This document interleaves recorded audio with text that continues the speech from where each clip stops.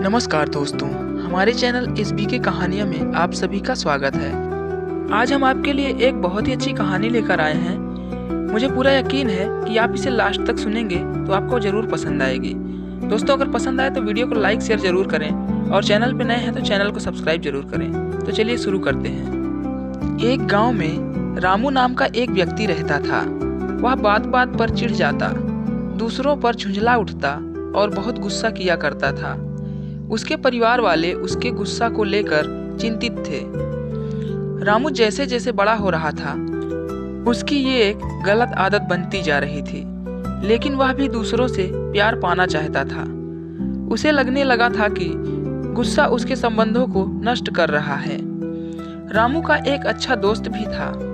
वह उसे अच्छी तरह से समझता था और उसे यह एहसास होने लगा था कि रामू बदलना चाहता है और वह गुस्से से छुटकारा पाना चाहता है।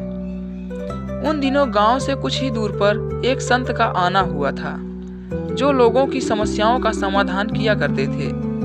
रामू का दोस्त उसे लेकर उन संत के पास पहुंच गया। उन्होंने अपनी सारी बातें संत जी को बताई और रामू रोनी सूरत लिए संत के पैरों में गिर पड़ा।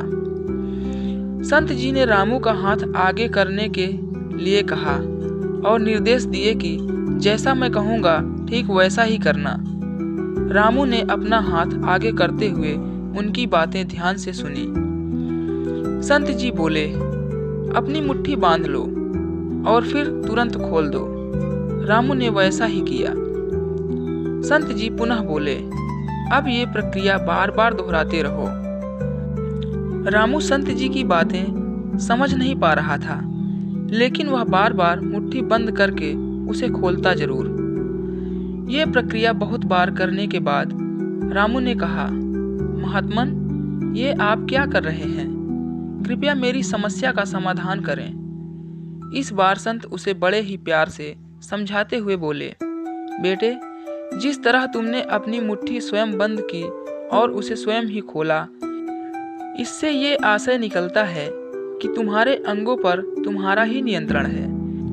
इसलिए तो तुमने अपनी मुट्ठी बंद की और खोली। ठीक इसी प्रकार अपने शरीर के अलावा विचारों के साथ भी मनुष्य अपने स्वयं पर ही नियंत्रण रख सकता है, चाहे उसने कितनी भी ज्ञान की बातें क्यों न पढ़ी या जानी हो। जब भी तुम्हें गुस्सा आए, याद रखना, तुम स्वयं ही उसे नियंत्रण कर सकते हो। हम दूसरों को चाहकर भी काबू में नहीं कर सकते, लेकिन खुद पर नियंत्रण रखना हमारे हाथ में ही रहता है। रामू संत की बातें स्पष्ट रूप से समझ चुका था और उसने अब स्वयं पर नियंत्रण करने की आदत डालनी शुरू कर दी।